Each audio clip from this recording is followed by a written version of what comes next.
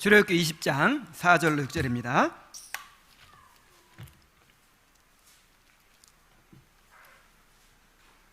자, 함께 읽어보겠습니다. 시작.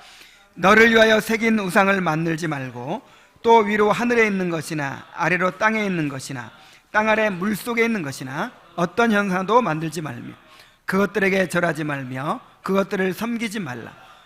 나 내 하나님 여호와는 질투하는 하나님인즉 나를 미워하는 자의 죄를 갚되 아버지로부터 아들에게로 3, 4대까지 이르게 하거니와 나를 사랑하고 내 계명을 지키는 자에게는 1000대까지 은혜를 베푸느니라. 아멘. 자, 오늘은 제 2계명입니다. 2계명의 내용은 어떤 형상을 만들지 말라는 거죠. 우상을 만들지 말고 그것들에게 절하지 말라 하는 거예요. 언뜻 보면 1계명과 다름이 없어 보여요. 1계명의 내용은 뭐죠? 나 외에 다른 신을 내게 있게 말라 하는 거죠. 자, 다른 신을 있게 하지 않는 거하고 우상을 만들지 않는 거하고 뭐가 다르죠? 같은 거 아닌가요? 다른 신이나 우상이나. 그래서 로마 카톨릭이나 루터 교회에서는 1계명과 2계명을 한 계명으로 봐요. 같은 계명으로 봐요.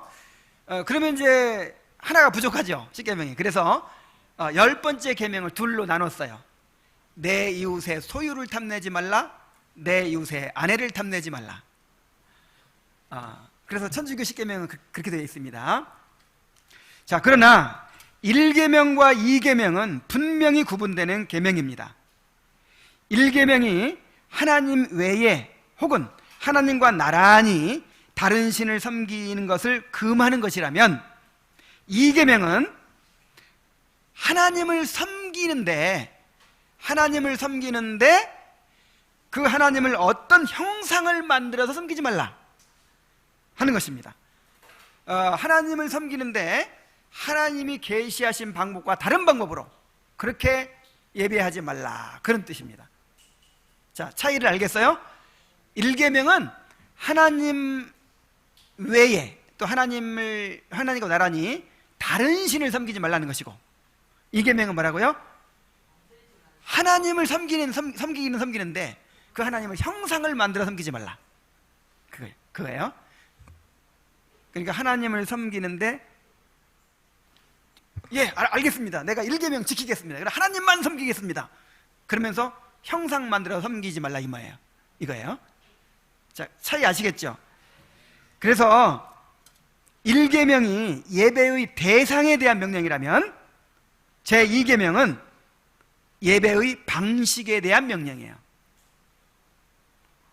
하나님을 예배하려면 하나님이 계시해 주신 방법대로 예배해야 됩니다. 오늘 그것을 우리 함께 살펴보도록 합시다.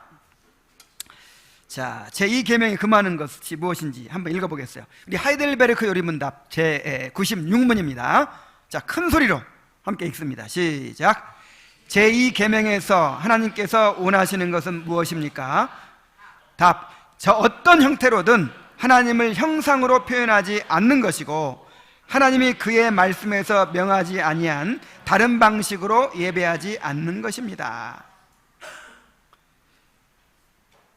자, 그럼 2계명에서 명하는 것은 어떤 형태로든지 그 하나님의 형상을 만들지 말라는 거예요.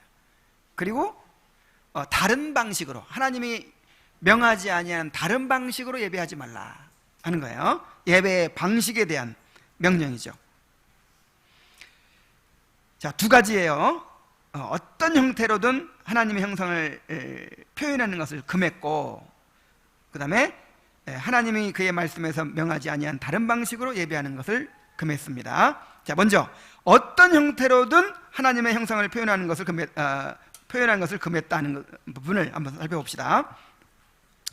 그러니까 보이지 않는 하나님을 눈에 보이는 어떤 형상으로 만드는 것을 이제 하나님께서 금하신 것이죠. 하나님은 보이지 않죠. 보이지 않고 영이시죠. 형상이 없고 영이시고 보이지 않으시고 무한하시죠. 그래서 그 하나님을 어떤 형상으로 만드는 순간 하나님은 모독을 당하시는 거예요. 이미 우리가 아무리 크게 만들어도 그 하나님을 다 담을 수 있어요, 없어요? 아무리 아름답게 만들어도 그 하나님의 그 무한한 영광, 그 거룩하심, 그 위엄과 존귀를 표현할 수가 없어요. 그래서 이것이 하나님이다라고 뭔가 표현하는 순간, 형상을 만드는 순간 그 하나님을 모독하는 것이 됩니다. 그리고 이제 그것이 우리에게 큰 해가 되는 거예요. 하나님을 왜곡시키니까. 신명기 4장 15절로 16절에 보면은 여호와께서 호렙산 불길 중에서 너희에게 말씀하시던 날에 너희가 어떤 형상도 보지 못하였은즉, 자, 하나님의 형상을 보지 못하고 뭐 만들었어요? 구름 속에서 하시는 말씀만 들었어요. 그래서 앞으로도 계속 강조되겠지만 하나님은 말씀 가운데 만나는 것입니다. 선포되는 말씀 가운데 만나는 거예요. 자꾸만 그 하나님을 보려고 하면 안 돼요. 너희는 깊이 삼가라. 정말 조심해야 된다는 거예요. 정말 조심해야 된다는 거예요. 그리하여 스스로 부패하여 자기를 위해 어떤 형상대로든지 우상을 새겨 만들지 말라. 자, 우리 안에는 뭔가 이렇게 보이지 않는 하나님을 보이는 형상으로 만들고자 하는 그런 죄된 본성이 있어요. 이것도 죄성입니다. 우리 마음이 무슨 공장? 우상 공장. 우상을 만들어내는 공장이에요. 그래서 조심하지 않으면 안 돼. 이건 우리 모두에게 하는 말이에요. 우리가 조심하지 않으면 끊임없이 하나님을 만들어내요. 하나님을. 로마서 1장 22절로 23절에 보면은 스스로 지혜 있다나 어리석게 되어 썩어지지 아니하는 하나님의 영광을 썩어질 사람과 새와 짐승과 기어다니는 동물 모양의 우상으로 바꾸었느니라. 이것이 인간의 죄성이에요. 아니, 하나님을 뭘로 만들어요? 썩어질 사람 모양으로 만들어요. 그 다음에 새의 모양으로 만들어요. 짐승 모양으로 만들어요. 기어다니는 동물 모양으로 만들어 놓고 이것이 하나님이다 그러는 거예요. 개구리신. 막 개구리 모양으로도 만들고 막 무슨 파리 모양으로도 만들고, 정말 그 하나님을 얼마나 그렇게 모독하는 일입니까? 그런데 이것이 인간의 본성이라는 거예요. 왜 그럴까요? 너를 위하여 새긴 우상이라는 말, 또 스스로 부패하여 자기를 위해라는 말에 힌트가 있어요. 자, 우상은 왜 만들어요? 나를 위해 만들어요. 나를. 나의 이기적인 욕망을 채우기 위해 만드는 거예요. 그러니까 하나님은, 우리가 섬기는 하나님은 두려운 하나님이죠. 하나님은 주권자이시고 거룩하시고 진노하는 하나님이시고 우리가 마땅히 경외해야 되고 굴복해야 될 하나님이에요. 근데 그런 하나님을 원하지 않는 거예요. 좀 만만하고 그냥 내 욕심을 다 들어주고 내가 원하는 걸 들어주고 내가 마음대로 할 수 있는 하나님, 내가 하나님께 맞추는 것이 아니라 나한테 맞추어주는 하나님, 그 하나님을 원해요. 그래서 만들어내는 것이 우상이에요. 자, 이스라엘 백성들의 예를 보면 모세가 십계명을 받기 위해서 시내산에 올라갔을 때 이스라엘 백성들이 불안해요. 왜? 눈에 보이다 누가 안 보이니까? 모세가 안 보이니까. 그러니까 모세를, 이제 눈에 보이는 모세를 하나님의 종이라고 막 의지하고 있었죠. 근데 모세가 안 보이니까 불안해졌어요. 그래가지고 막 데모를 일으키는 거예요. 지금 우리를 인도하는 모세 어디 갔냐, 지금 죽었는지 살았는지 알 수가 없고 불안해서 못 살겠다. 그러니까 애굽에서 우리를 인도하는 그 신을 만들어내라, 막 데모를 일으키려고 하니까 아론이 그럼 금붙이를 다 갖고 와라 해가지고 뭘 만들었어요? 금송아지를 만들었어요. 이게 이제 애굽에서 본 거예요. 그거를 애굽 사람들은 이 아피스 신이라고 해서 금송아지를 만들어 가지고 거기다 경배했어요. 그 소의 어떤 힘, 왕성한 생산력, 이제 그걸 상징하는 거죠. 그래서 바알 신이니 무슨 아세라 신이니 그런 이방 신들이 다 뭐냐면 이렇게 농사의 신, 비의 신, 뭐 우레의 신 해가지고 농사 잘 되게 해주고 뭔가 수확을 풍성하게 해주고 다 그렇게 하는 신이에요. 그래서 가나안 땅에 가보니까 이스라엘 사람들은 전부 다 양만 치는 사람들이었죠. 목축하는 사람들이었죠. 그래가지고 농사도 잘 짓지 못하는데 가나안 사람들은 농사도 기가 막히게 잘 짓고 잘 돼요. 그래서 가만 보니까 어떻게 하나 보니까 보니까 어떻게 해요? 농사의 신, 비의 신, 우레의 신, 바알 신, 뭐 이런 아세라 신, 다곤 신 이런 신들에게 경배하고 그 신들의 도움을 얻어 가지고 농사가 잘 되는 거예요. 아, 우리도 농사 잘 되려면 그 신들을 섬겨야겠다. 그래가지고 이제 막 우상을 섬기기 시작하죠. 하나님을 섬기면서도 동시에 우상을 섬기죠. 참 기가 막힌 것은, 정말 기가 막힌 것은 그 금송아지를 만들어 놓고 뭐라고 하는 줄 알아요? 출애기 32장 4절에 보면은 이스라엘아 이는 너희를 애굽 땅에서 인도하여 낸 너희의 신이로다. 자, 이 금송아지가 누구다? 여호와 하나님이다. 하나님이다. 요게 제2계명 어기는 거라 이 말이에요. 그러니까 하나님 말고 다른 신 섬기는 게 아니라 하나님이라고 섬기는데 뭘 만들어서 하나님이라고 그래요? 형상을 만들어서 하나님이라고 하는 거예요. 그러니까 그 우상을 만드는 그 동기가, 우상을 만드는 그 이유가 바로 자기의 이기적인 욕망을 채우기 위해서죠. 하나님의 말씀에 순종하고 말씀을 따라 살려고 하기보다 내가 원하는 것을 이루어주는 하나님, 전능하신 하나님이 아니라 전능한 종을 원하는 거예요. 사실은 그렇잖아요. 내가 기도하면 응답해주고 나를 안전하게 지켜주고 나를 축복해주고 우리 아들 전교 1등하게 해주고 내가 원하는 거 다 이루어주는, 그게 누구예요? 우리의 주인입니까? 종입니까? 그러니까 하나님이라고 부르면서 사실은 뭘 원해요? 내 마음대로 할 수 있는 그런 신, 전능한 종을 원한단 말이에요. 자, 그래서 이제 그 로마 카톨릭의 그 중세의 그 신앙의 모습을 보면 또 이런 모습이 재현됩니다. 하나님을 섬긴다는 명목으로 예배당 안에, 성당 안에 온갖 형상들을 만들고 사람들의 마음을 사로잡기 위한 온갖 성화, 촛불, 향, 음악 등으로 그렇게 장식을 했습니다.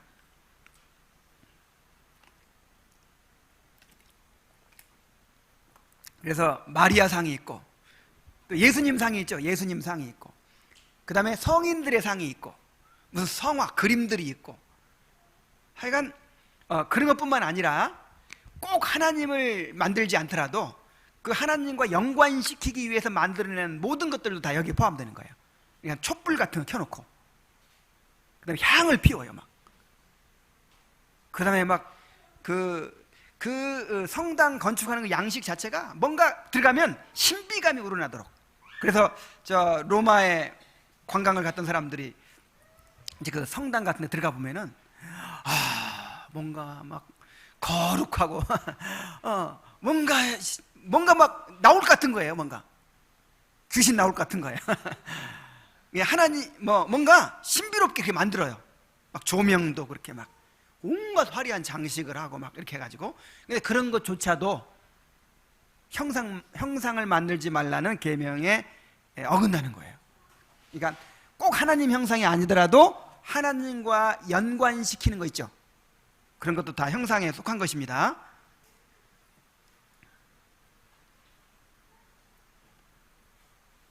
그리고 실제로 이런 형상을 만들지 않더라도 하나님을 자기 마음대로 상상해내는 것, 이것도 형상을 만드는 일입니다.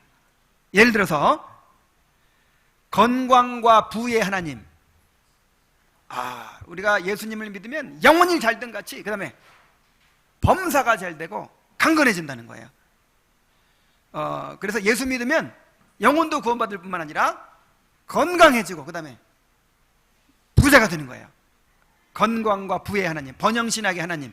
자, 이 하나님은 성경의 하나님이에요? 아니면 인간이 만들어낸 하나님이에요? 요게 형상이에요. 요게 실제로 물리적인 형상만이 아니라 마음속으로 만들어내는 것도 형상인 거예요. 공의와 진노가 없는 그냥 사랑만 있는 하나님. 자, 이런 하나님이 성경의 하나님입니까? 오늘날 타락한 복음주의가 만들어낸 하나님이에요. 신복음주의가 만들어낸 하나님이에요. 인간의 말이나 믿음에 따라 움직이는 신앙주의의 하나님도 있어요. 그러니까 믿는 대로 됩니다, 선포하는 대로 됩니다, 막 끌어당김의 법칙, 그래가지고 우리가 선포하는 대로 이루어진다는 거예요. 그러니까 하나님은 가만히 있어요. 수동적이에요. 가만히 있고 누가 막 주장하고 선포해요. 그러면 어떻게 해요? 믿음으로 선포했냐? 그럼 해야지. 이루어지고. 자, 누가 누구를 조종해요? 사람이 하나님을 움직이도록 조종해요. 이게 이교의 신관이에요. 이교의 신관. 이게 성경의 하나님입니까? 이게 형상이에요. 형상. 여러분, 이렇게 정말 환상이나 무슨 은사나 무슨 신비체험 같은 거를 막 추구하죠? 막 추구해요. 막 추구하면요, 느끼게 돼 있어요. 여러분 한번 실험해 보실래요? 할렐루야 할렐루야 이거 1000번만 해보세요. 혀 구부라지고. 아니, 뭔가 이렇게, 이게 이제 이교의 방법이거든요. 그 힌두교 같은 데서는 같은 말을요 계속 반복하게 하죠. 이게 주문해 오는 거거든요. 그러면 사람은요, 뭔가 이게 영물이라 뭔가 느끼게 돼 있어요. 그러면 그걸 하나님 체험했다고 하죠. 이게 하나님이 임재하신 거예요? 아니면 내가 만들어낸 거 내지는 마귀가 준 거예요? 하나님 임재한 거 아니죠? 근데 요걸 하나님 체험했다고 하는 거, 요거 뭐예요? 이거 내가 하나님 형상을 만들어내는 거예요. 그래서 이렇게 내가 뭔가 추구하고 찾으면 결국 체험할 수 있다라고 주장하는 신비주의의 하나님도 인간이 만들어내는 형상이에요.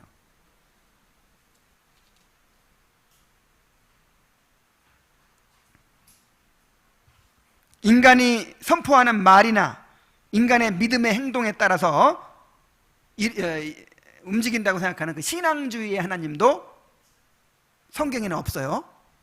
이것도 인간이 만들어내는 하나님이에요. 자, 이런 것들이 바로 우상을 만들지 말라, 형상을 만들지 말라는 이 계명에 저축되는 일이죠. 건강과 부의 하나님, 그냥 공의와 진노가 없이 사랑만 그냥 있는 동네 할아버지 같은 하나님, 인간의 말이나 믿음의 행사에 따라 움직이는 신앙주의의 하나님, 또 신비 체험을 추구하는 그런 신비주의 하나님. 이런 하나님을 믿고 의지하면서 복음을 깨닫고 구원받을 수 있을까요? 내가 옛날에는 있다고 생각했어요. 그냥 좀 틀렸더라도, 그런 허상의 하나님을 하더라도 하나님이 뭔가 이렇게 불쌍히 여겨서 그냥 예수님 믿으면, 그러면서도 예수님 믿으면 구원이 있지 않을까, 그런 생각을 했어요. 그러나 내가 신학을 공부하고 또 복음을 깨달아가면 갈수록 그게 아니에요. 동시에 같이 잡을 수가 없어요. 그리고 경험적으로도 마찬가지예요. 그런 것들이 가득 차 있는 사람은요, 깨지지 않아요. 이게 다 인본주의 아니에요. 그러니까 하나님을 나한테 맞추려고 하는 거 아니겠습니까? 그래서 이런 번영신학을 추종하는 사람들, 신비주의를 그렇게 추종하는 사람들, 자, 이런 사람들이 동시에 복음을 깨닫고 회개하고 구원받을 수 있어요, 없어요? 없어요. 없습니다. 왜냐하면 하나님을 믿는 게 아니잖아요. 내가 만들어낸 우상을 믿는 거지 하나님을 믿는 게 아니잖아요. 만약에 그렇게 했는데도 구원받으면 그건 하나님의 성품에도 어긋나고요. 그러면 그 사람이 어떻게 하나님을 알아가겠어요? 절대 그럴 수 없어요.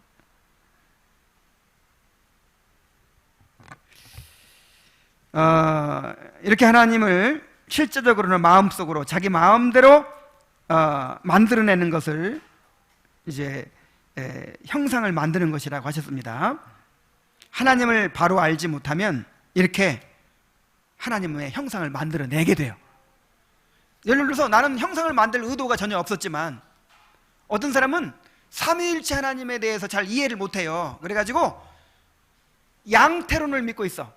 한 하나님이 집에 가면 아버지, 회사 가면 사장님, 그 다음에 또 뭐죠?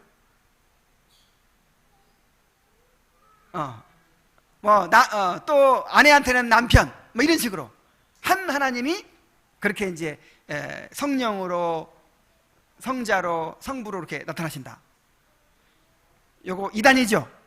근데 요렇게 알고 있는 사람들 많아요. 그러면 아무리 열심히 신앙생활해도 하나님에 대해서 지금 뭘 만들고 있는 거예요? 형상을 만들고 있는 거예요. 성경에 게시되어 있는 하나님이 아니라 내가 형상을 만들어내고 있어요. 무지 때문에. 그래서 무지가 죄입니다. 무지가 죄성의 특징이에요. 그러니까 하나님 알아가기 위해 힘써야 되겠죠. 하나님을 열심히 알아가지 않으면 나도 모르는 사이에 하나님의 그 형상을 만들고 있는 거예요.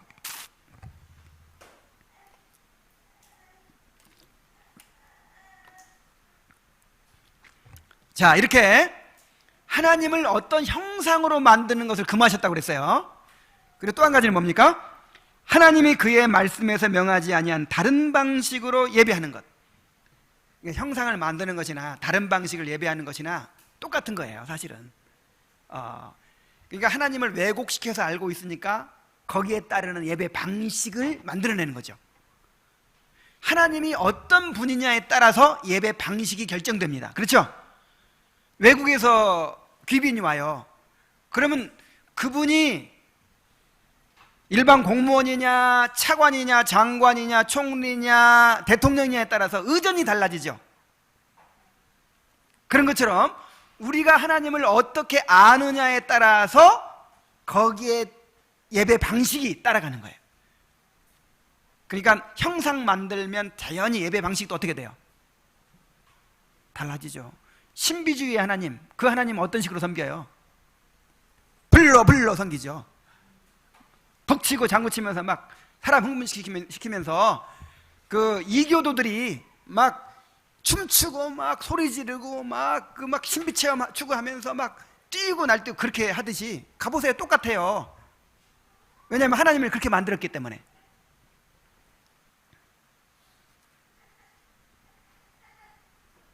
하나님은 자신을 계시하시고 어떻게 예배할지도 분명하게 계시하셨습니다. 그래서 구약에서는 제사에 관한 규례를 주시고 철저하게 지키도록 하셨어요. 성전에 관한 규례, 제사에 관한 규례, 또 무슨 의식, 정결에 관한 규례, 이런 규례들을 주시고 얼마나 철저하게 세세하게 명하시고 조금도 어김없이 지키라고 하셨죠. 조금만 어긋나도 어떻게 돼요? 죽어요. 꼭 제단에서 불을 갖다가 향불을 피워라 그랬는데 다른 데서 불을 피웠어요. 아니 불은 다 똑같은 불이지. 근데 어떻게 됐어요? 죽었어요. 아론의 두 아들이 죽었어요. 그러니까 하나님이 그냥 성전을 지켜야 하시는데 그 크기, 모양, 야 어쩌면 이렇게 자세하게 말씀하시는지 막 놀릴 지경이에요. 레위기 다 읽어보세요. 출애굽기 20장 이하로 다 읽어보세요. 아이고 얼마나 자세한지 그냥 지겨울 정도로 무슨 꽃무늬를 어떻게 만들고 그 재료 만드는 법까지 또 얘기해. 재료 만드는 것까지. 그러니까 얼마나 예배 방식을 하나님이 계시해 주신 방법에 따라 해야 된다는 걸 알겠죠? 그냥 정성만 있으면 돼요? 절대 그렇지 않습니다. 정말 하나님께서 원하시는 방법대로 예배를 드려야 된다라는 것을 보여주는 거예요. 그것은 하나님이 얼마나 거룩하신지를 보여주시는 것이고, 인간이 얼마나 큰 죄인인지를 보여주는 것이고, 오직 그리스도를 통해서만 하나님께 나아갈 수 있다는 사실을 이제 그 예배의 방식을 통해서 드러내는 것이죠. 신약에서는 영과 진리로 예배하라고 하셨습니다. 구약의 모형적 제사가 그리스도의 희생제사를 통해서 완성되었기 때문에 이제 그리스도의 중보를 힘입어서 말씀과 성령으로 예배를 드리는 것입니다. 그래서 예배는 유일한 구원자이신 그리스도를 통해서 그리스도 중심으로 드리는 거예요. 그리고 그리스도는 곧 말씀이기 때문에 말씀으로 자기를 드러내시기 때문에 말씀의 예배로 드리는 거예요. 자, 그런데 인간은 이 형상을 만들고자 하는 본성이 있듯이 하나님이 명하시지 않은 다른 방법으로 예배하고자 하는 본성이 있습니다. 이것도 역시 자기가 원하는 하나님을 만들어내려고 하기 때문입니다. 오늘날 교회가 바른 복음에서 벗어나 온갖 기복주의, 율법주의, 신비주의, 번영신학, 알미니안주의, 반펠라기우스주의, 세대주의 등 온갖 사람을 기쁘게 하는 인본주의 사상으로 오염되어 있습니다. 특히 오늘날 교회가 자본주의 사회에 이 물질주의, 성공주의에 영합해서, 그래야 사람들이 좋아하니까 기업처럼 되어버렸어요. 제가 헬스를 시작한 지가 이제 한 달, 2달 됐네. 그래서 지금 몸매가 만들어지고 있습니다. 자, 그런데 그 헬스장에서 만난 어떤 분이 아내한테 직업을 물어보더래요. 당신 남편 직업이 뭐냐고. 그래가지고 목사라는 것을 알고는, 교회도 다 기업이에요. 그 목사가 어떻게 경영하느냐에 따라서 교회가 커지기도 하고 작아지기도 하고, 그 경영이에요, 기업이에요, 그러더라는 거예요. 아주 전곡을 찔렀죠. 그래서 교회가 오늘날 기업이 되었다, 이 말은 교회가 도덕적으로 타락했다, 그 뜻이 아니에요. 아주 깨끗하게 할 수 있어요. 아주 원칙을 지키고 아주 그냥 청렴하게 할 수 있어요. 그러나 그 운영하는 형태가 기업의 형태란 말이에요. 자, 기업을 뭘 추구하죠? 이윤을 추구하죠. 커지는 걸 추구하죠. 성과를 내야죠.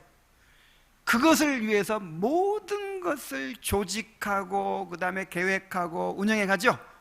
그러니까 성장해야 된다, 커져야 된다, 이게 목적이에요. 그래, 그것을 위해서 모든 것을 맞추는 거예요. 어떻게 하면 성장하게 만들 수 있나, 어떻게 하면 커질 수 있나, 그래가지고 조직을 그렇게 하고, 그 다음에 또 모든 프로그램을 진행하고 그렇게 하잖아요. 근데 교회가 그렇게 되고 있다, 이 말이야. 교회는 뭔가 커지는 게 목적일 수가 없어요. 커지고 작아지는 건 누구한테 달려 있어요? 성경에 보면 알잖아요. 노아가 120년 동안 그렇게 방주를 지으면서 하나님의 의를 전파했다고 했잖아요. 근데 누구만 구원받았어요? 가족들 8명만 구원받았어요. 에레미야, 하여간 에레미야 선지자를 비롯한 선지자들이 하나님의 말씀을 전할 때 무슨 효과가 있었습니까? 사람들이 듣지 않았어요. 오히려 박해하고 그랬죠. 그런데 에레미야가 그런 박해를 받으면서도 굴하지 않고 계속해서 하나님의 말씀을 선포하는 거, 요게 성공이에요. 요게 목적이에요. 때로는 그게 목적일 수 있는 거예요. 무조건 커져야 되고 무조건 막 성장해야 되고, 이건 기업 논리예요, 기업 논리. 그래서 요즘에 이런 말이 있어요. 이 교회가, 하나님의 교회가 로마로 가서는 제도가 되었고, 유럽으로 가서는 문화가 되었고, 마침내 미국으로 가서는 기업이 되었다. 결국 한국으로 와서는 대기업이 되었다. 여러분, 개척교회부터요 큰 교회 이르기까지 뭘 지향해요? 큰 교회 지향해요. 대기업 지향해요. 그죠?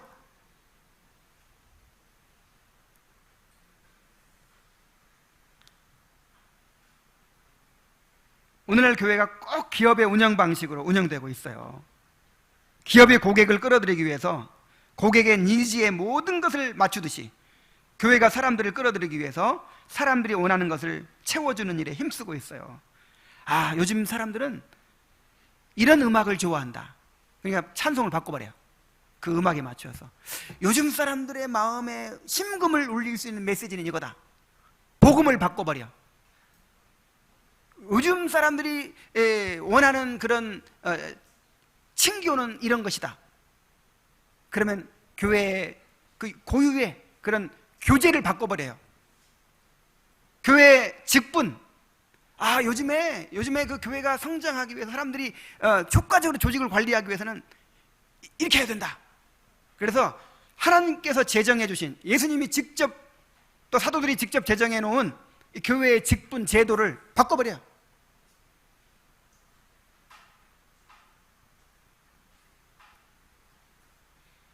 하나님의 이미지까지 바꿔버려요. 복음을 바꾸고, 율법을 바꾸고, 예배를 바꾸고, 찬송을 바꾸고, 직분들을 바꾸고. 거기에 누구한테 맞추는 거예요 지금? 사람에게 맞추는 거예요. 사람에게. 누구한테 맞춰야 되는데? 하나님께 맞춰야 되는데. 사실 다 이게 신관의 문제라고 했죠. 하나님을 어떻게 인식하느냐, 하나님이 어떤 분이냐에 따라서 예배의 방식이 달라지는 거죠. 말씀에 계시된 하나님과 다른 그런 하나님을 상상하기 때문에 그 왜곡된 하나님께 맞추어서 예배를 만들어내게 된 것입니다. 역시 우리가 하나님을 바로 알지 못하면 형상을 만들어낼 수밖에 없는 것처럼 또 성경에 명하시지 않은 다른 예배의 방식을 만들어낼 수밖에 없게 됩니다. 그래서 부지런히 우리가 하나님을 알아가야 되는 거예요. 부지런히. 정말 하나님 알지 못하는 것이 죄입니다. 하나님을 알지도 못하면서 알려고 하지 않는 것도 죄입니다. 무지도 죄예요. 무지. 죄의 목록에 나와 있어요. 로마서 1장에. 우매함도 죄예요. 이렇게 형상을 만들거나 자기 방식대로 하나님을 섬기는 것은 하나님을 진노하시게 하는 일입니다. 출애굽 20장 5절로 6절에 나 내 하나님 여호와는 질투하는 하나님인즉 나를 미워하는 자의 죄를 갚되 아버지로부터 아들에게로 3, 4대까지 이르게 하거니와 나를 사랑하고 내 계명을 지키는 자에게는 1000대까지 은혜를 베푸느니라.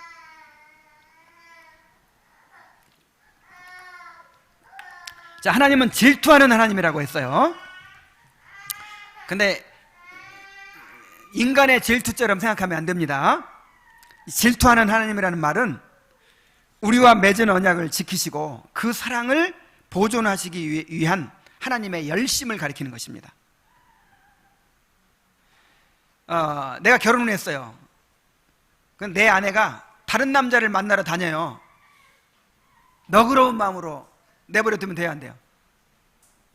정말 내가 이 결혼의 신성한 언약을 중요하게 여긴다면, 그리고 아내를 사랑한다면 내버려두면 돼요, 안 돼요? 분노해야죠. 그 일에 대해서 분노하고 그걸 지켜내야죠.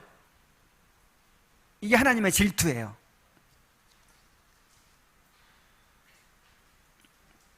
그래서 하나님은 우리를 너무너무 사랑하시기 때문에 우리와 맺은 언약을 철저하게 지키시는 분이기 때문에 우리가 우상에게로 마음을 빼앗길 때 분노하십니다.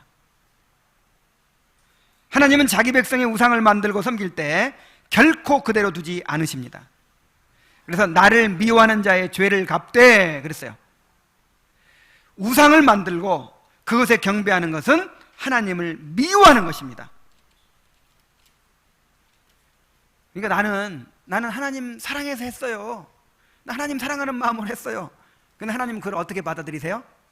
하나님을 미워하는 것으로 받아들이시는 거예요.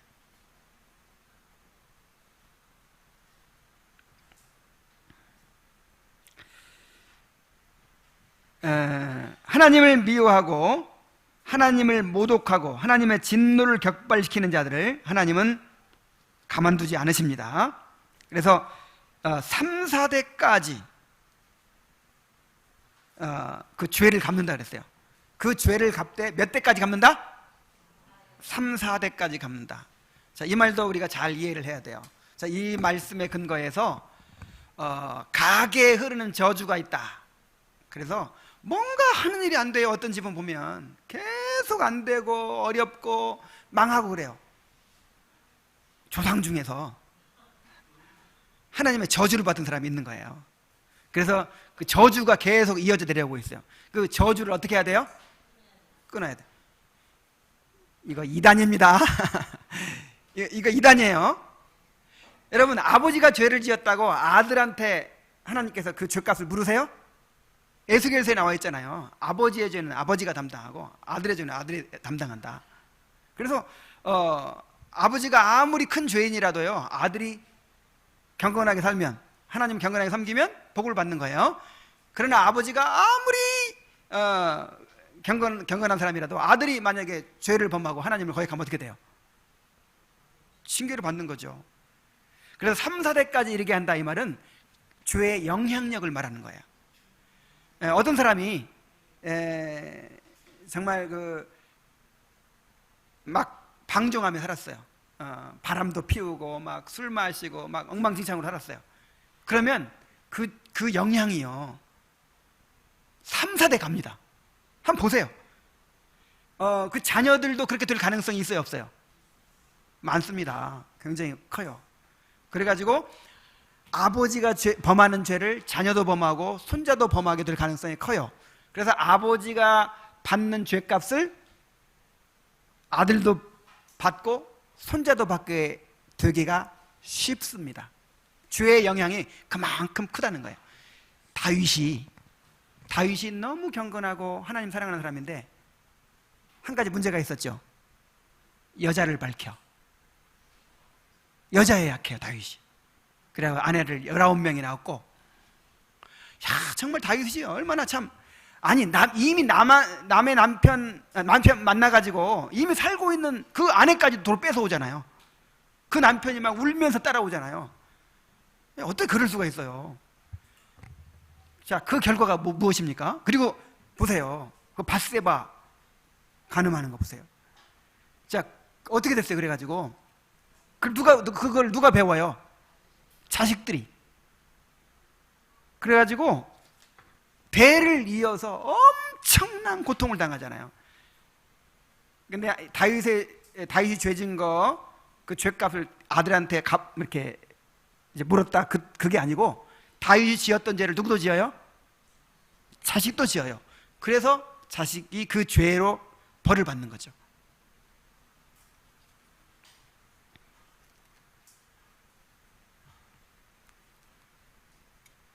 자, 그러나 하나님을 사랑하고 하나님의 계명을 지키는 자에게는 은혜를 베푸십니다.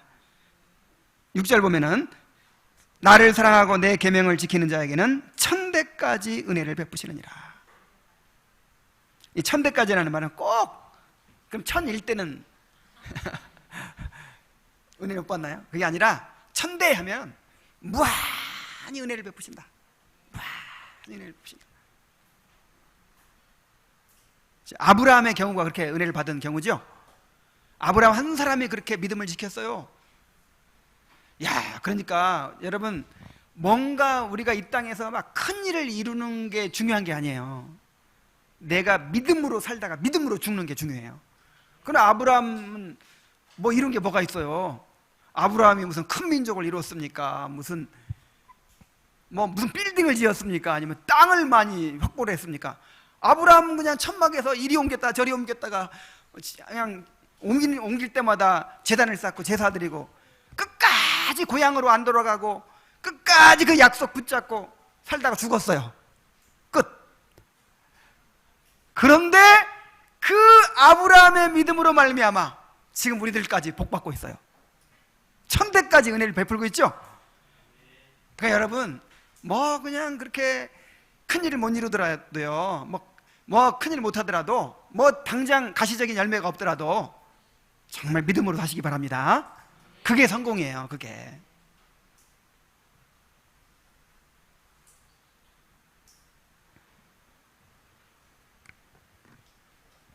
이것도 은혜도 마찬가지죠. 은혜 천대까지 간다는 것도. 그러면 아브라함이 잘 믿었으니까 그러면 아브라함의 아들들은 자동으로 구원받나요? 그게 아니잖아요. 아브라함이 믿어서 구원받듯이 그 아들도 자기가 믿어서 구원받고, 그 손자도 자기가 믿어서 구원받고. 자, 무슨 얘기인지 아시겠죠? 그래서 하나님께 대한 사랑과 미움이 무엇을 통해서 표현이 됩니까? 예배를 통해서 표현이 되는 거예요. 우리의 신앙과 경건의 총체가 예배를 통해서 드러납니다. 여러분, 예배는 그냥 대충 드리면서 도대체 무엇을 통해서 하나님께 대한 사랑이 드러나요? 예? 여러분의 그 경건이, 여러분의 하나님을 향한 그 사랑이 도대체 어디서 드러나냔 말이에요. 이 예배에서 표현되는 거예요. 예배에서.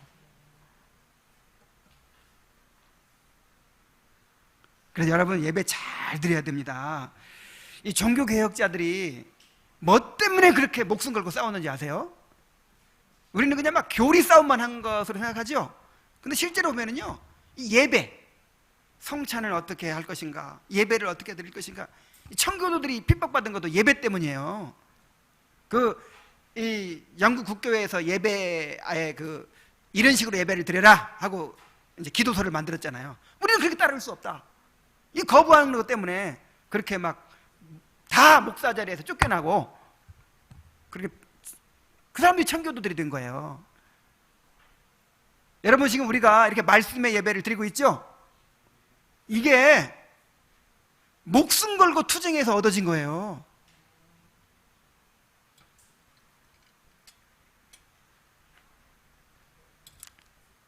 물론 이제 예배가 이렇게 공예배만 있는 건 아니죠. 우리가 세상에 살아가는 모든 삶이 또 하나님께 드려지는 영적 예배입니다. 그래서 항상 하나님께 예배한다는 마음으로 그렇게 또 살아가는 거죠. 예배를 잘 드린 사람은 이제 하나님께 예배한 마음으로 직장 생활하고 가정 생활하는 거예요. 그러니까 하나님 예배하는 마음으로 직장 생활하고 가정 생활하고 사회 생활했던 사람이 이제 주일날 교회에 와가지고 또 예배를 잘 드리는 거예요.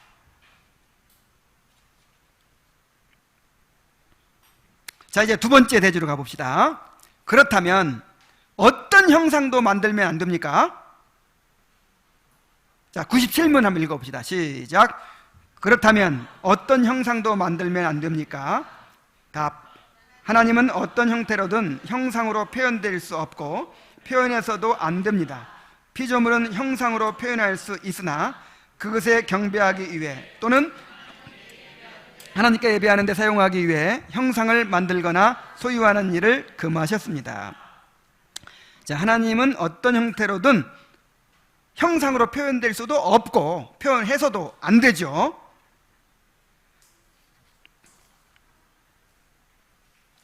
그러나 하나님을 섬기는 일에 연관시키지 않는다면 피조물은 형상으로 표현할 수가 있습니다. 예를 들어서 이 말씀을 지나치게 확대 적용해 가지고 사진 찍는 거나 또 인형이나 동상 이런 것들도 다 금해야 된다고 생각하는 사람들이 있어요. 예를 들어서 그 미국의 아미시 공동체라고 있죠. 텔레비전에서 혹시 보셨습니까? 완전히 이런 세속을 떠나가지고 그렇게 자기들끼리 공동체를 이루고 사는 사람들이 있어요. 이 사람들은 사진도 금해요. 우상이다. 근데 아미시 공동체뿐 아니라 그런 분들이 가끔 있더라고요. 사진, 이거 우상이에요, 우상.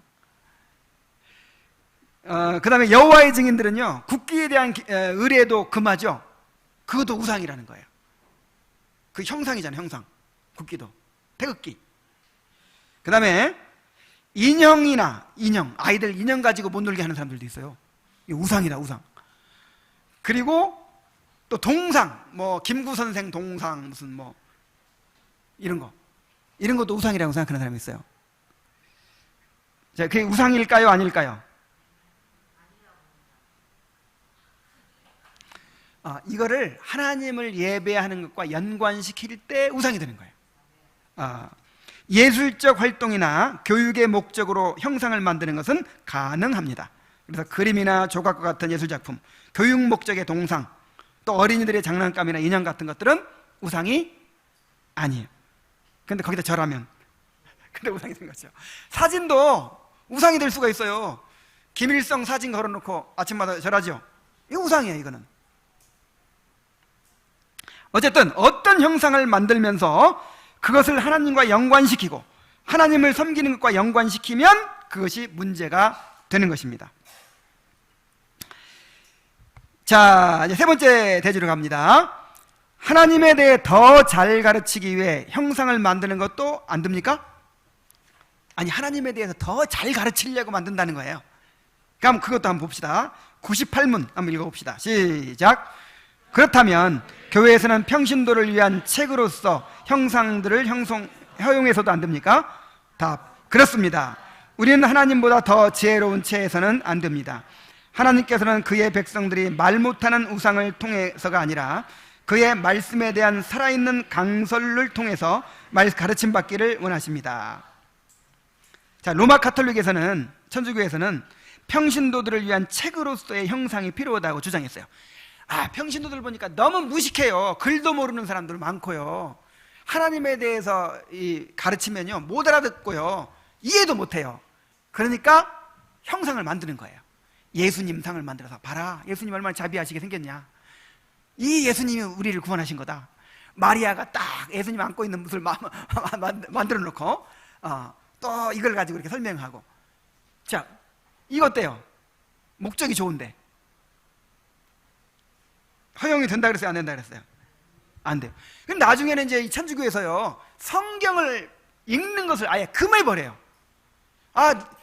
너희들은 다 무식한 사람들이니까 성경 읽어봐야 괜히 그냥 이해도 안 되고 오해만 하고, 그러니까 이 형상으로 배우면 돼, 성화로 배우면 돼. 그래가지고 이런 그림으로, 형상으로 그렇게 가르쳤다고요. 그러니까 하나님을 제대로 알 수 있겠어요, 없겠어요? 미신만 가득하게 됐죠. 자, 그러나 우리는 하나님보다 더 지혜로운 채에서는 안 됩니다. 하나님이 금하신 데는 이유가 있어요. 인간에게는 눈에 보이는 것들을 붙들고 의지하고자 하는 본성이 있잖아요. 그 형상을 만들고자 하고 하나님이 명하시지 않은 다른 방법으로 예배하고자 하는 그런 본성이 있다고 했잖아요. 그러니까 조금만 어떤 근거가 생기면 그걸 붙드는 거예요. 불뱀을 장대에 매달고 바라보며 살았죠. 그러니까 그 후로 뭘 섬겼을까요? 그 불뱀, 구리뱀을 섬겼어요. 야, 이 불뱀이 우리를 고쳤다 해가지고. 그래서 하나님은 뭔가 그렇게 사람들이 우상을 만들 만한 것을 아예 그냥 없애버리셨어요. 성경에 원본이 있어요, 없어요? 만약에 바울이 직접 기록한, 모세가 직접 기록한 원본 남았으면 어떻게 할까요? 막 모셔두고 막 그렇겠죠. 그거 없애버렸어요. 자, 언약궤가 지금 있어요, 없어요? 뭐 어디서 언약궤가 발견됐다 어쨌다 다 그 뻥이에요.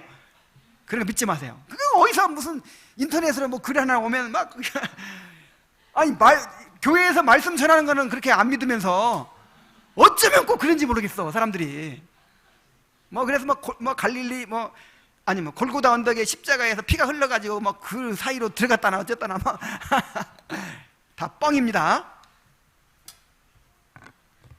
그런 거 언약궤도 하나님께서 없애버리셨어요. 우상을 만들까봐. 실제로 언약궤를 우상으로 사용했어요, 이스라엘 백성들이. 전쟁 나서 전쟁할 때 뭘 가지고 와요? 언약궤 가지고 와요. 그러면 이길까봐. 그러니까 하나님이 그 우상 숭배를 좀 깨뜨리시기 위해서 보기 좋게 그냥 대패하게 만드셨어요. 그리고 그 언약궤를 뺏겨버렸잖아요. 그래서 다곤신의 그 신전에 그냥 노획물로 가게 만들었잖아요. 하나님이 그러니까 하나님이 그렇게 모욕을 받으신 거죠. 하나님이 자기가 그렇게 모욕을 받으시는 것을 감수하면서까지 이런 우상 숭배를 금하셨어요. 어떤 것도 우상화해서는 안 된다.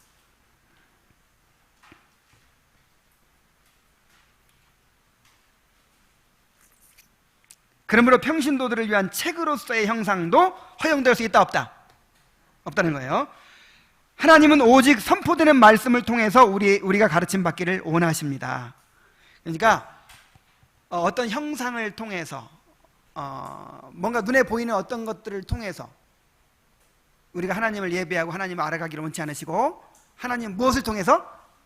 선포되는 말씀을 통해서 예배하고 선포되는 말씀을 통해서 하나님 알아가기를 원하십니다.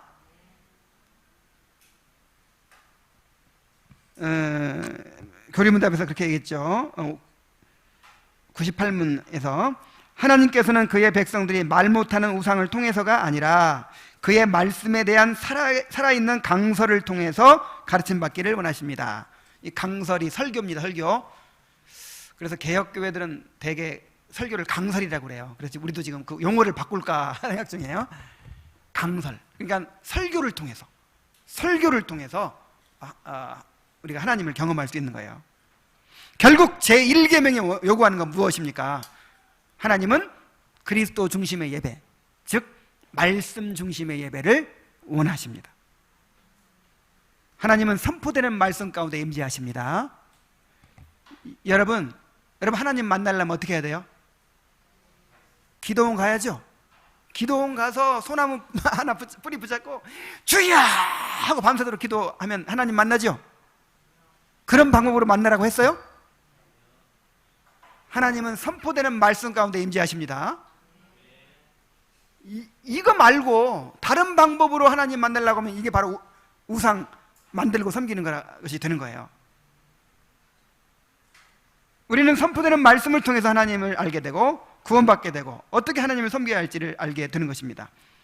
그러므로 말씀에 대한 관심을 빼앗아갈 수 있는 모든 것을 금해야 되는 거예요. 여러분, 여기 강단에 십자가 걸면 돼야 안 돼요? 우리 여기 와가지고 제일 먼저 이거 떼어버렸어요. 자, 여기 왜 십자가를 왜 걸지 못하게 하는지 알아요? 그거조차도 뭔가 십자가가 걸려 있고 뭔가 이제 뭔가 이렇게 장식이 막 돼 있으면 여기 불 다 들어오면 멋있어요. 여기도 그렇게 해놨어. 여기 전에 있던 분이 막 빨간 불이 들어와 여기. 뭔가 신비해 보이는 거예요. 뭔가 여기서 기도하면 뭔가 응답이 팍팍 올 것 같아. 자, 요런 걸 금하시는 거예요. 요런 걸. 자, 목사 가운 왜 안 입죠? 뭔가 멋진 가운 입고 복 받아라 그러면 뭔가 뭐 더 느낌이 오잖아요. 근데 왜 가운 안 입어요? 이것도 말씀에 대한 관심에서 벗어나게 만드는 거예요.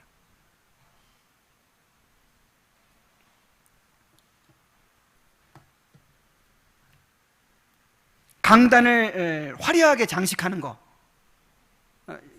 이것도 난 바꾸고 싶은데 이제 돈이 없어서 못 바꾸고 있어요. 나무로 된 거, 좀 소박한 거.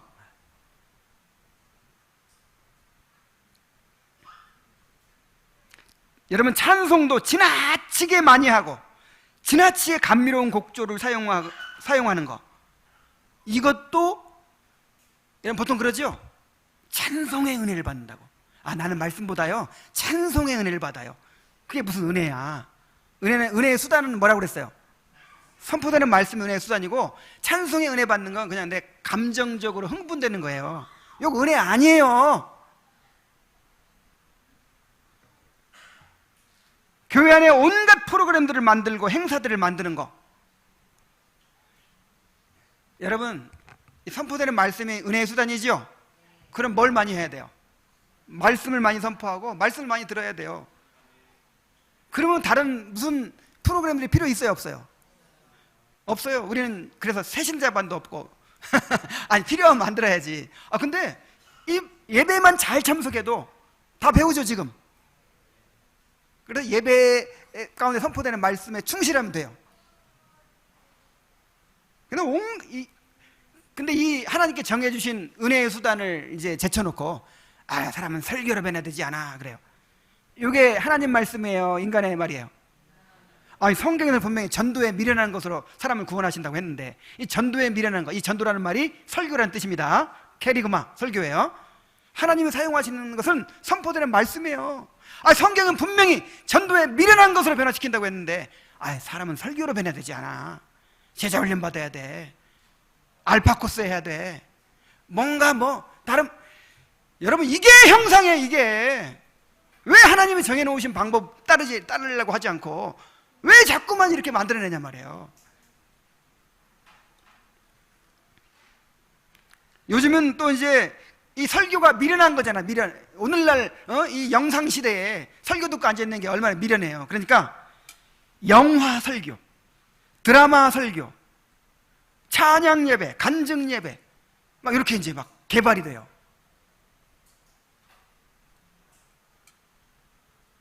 또 교회가 말씀 사역보다 사회봉사 막 이런 거에 막 이제, 그래서 교회가 복지기관처럼 돼요. 요것도 하나님의 뜻 아닙니다.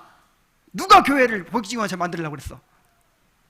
진리의 말씀을 선포하는 기관으로 삼았지. 그래서 그것도 물론 우리가 해야 되겠지만 부수적인 거예요. 이제 은혜 받은 성도들이 세상에 나가서 하는 것이지, 교회가 막 그 사역을 중점적으로 하면 안 되는 거예요.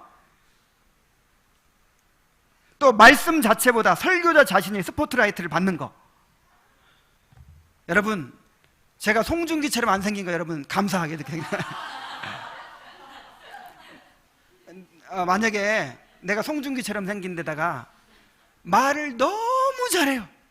그냥 막 울리고 웃기고 막 말을 너무너무 잘해요. 그러면 누가 스포트라이트를 받을까요? 오늘 가서 그 멋진 목사님이 그렇게 말을 멋지게 하고 그게 남는 거예요. 그래서 하나님이 나 같은 사람을 목사시키는 거예요. 뭐 볼 것도 없으니까 뭐만 기억나. 그래야 되는 거예요. 그래야.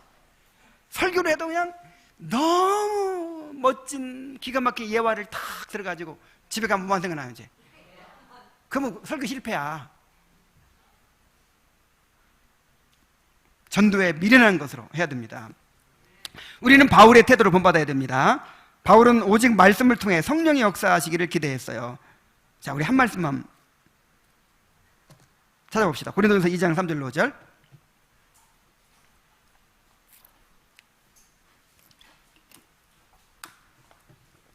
내가 너희 가운데 거할 때에 약하고 두려워하고 심히 떨었노라. 내 말과 내 전도함이 설득력 있는 지혜의 말로 하지 아니하고 다만 성령의 나타남과 능력으로 하여, 너희 믿음이 사람의 지혜에 있지 아니하고 다만 하나님의 능력에 있게 하려 하였노라.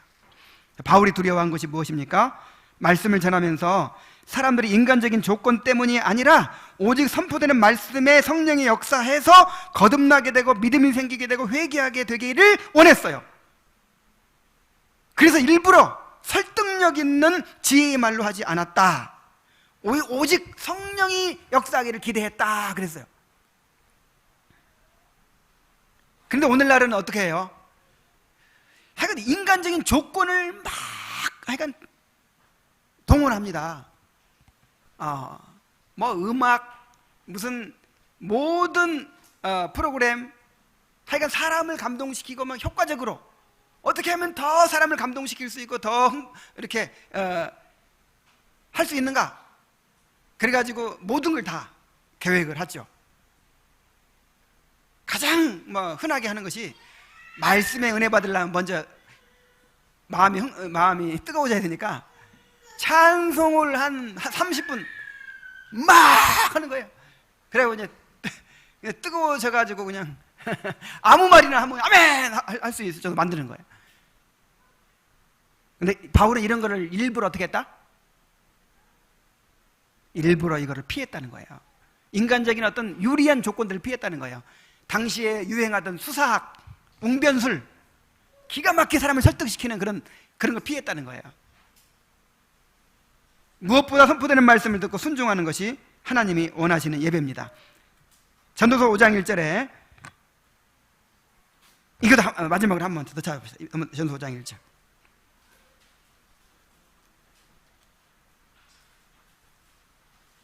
너는 하나님의 집에 들어갈 때에 내 발을 삼갈지어다. 가까이하여 말씀을 듣는 것이 우매한 자들이 재물 드리는 것보다 나으니. 자, 우매한 자들이 재물 드리는 게 뭐예요? 하나님이 어떤 분인지, 하나님이 어떤 예배를 원하시는지 관심도 없어요. 우선 내가 감동받으면 되는 거야. 그래가지고 뭐 정성을 다해서 뭐 재물을 드리고 막 하는 거 하나님께서 받으셔야 안 받으세요? 안 받아요. 하나님 뭘 원하세요? 가까이 하여 말씀을 듣는 것을 원하신다. 그래서 우리 교회에 오면 말씀 들어야 돼요. 막 뭐 봉사해야 되는가, 이거부터 신경 쓰는 사람은 그래도 나중에 또 봉사도 안 할라. 하여간 죄인들이라. 근데 어쨌든 이 교회가 내가 뭘 기여를 해야 할까? 이런 사람은 아직 깨지지 않은 사람이야. 일단 뭐 해야 돼요? 먼저 말씀을 들어야지. 말씀 듣지 않고 말씀에 은혜 받지 않고 뭔가 막 하려고 하는 사람은 이건 하나님이 기뻐하시지 않으세요. 사무엘도 그렇게 말했죠. 여호와께서 번제와 다른 제사를 그의 목소리를 청종하는 것을 좋아하심 같이 좋아하시겠나이까? 순종의 제사보다 낫고 듣는 것이 순양의 기름보다 나으니. 선포되는 말씀을 잘 들으시기 바랍니다. 그 들은 말씀을 주야로 묵상하고 그 말씀에 순종하며 사는 것을 하나님께서 원하십니다. 그러면 그 가운데 성령께서 역사해가지고 나중에 봉사도 하게 만들고 주님의 일도 하게 만들고 열매도 나타나게 만드는 것은 누가 하시는 일이에요? 하나님께서 하시는 일이죠. 성령에 의해서. 자, 이제 말씀을 맺겠습니다. 제2 계명은 하나님을 어떻게 예배해야 하는가를 명하시는 계명입니다.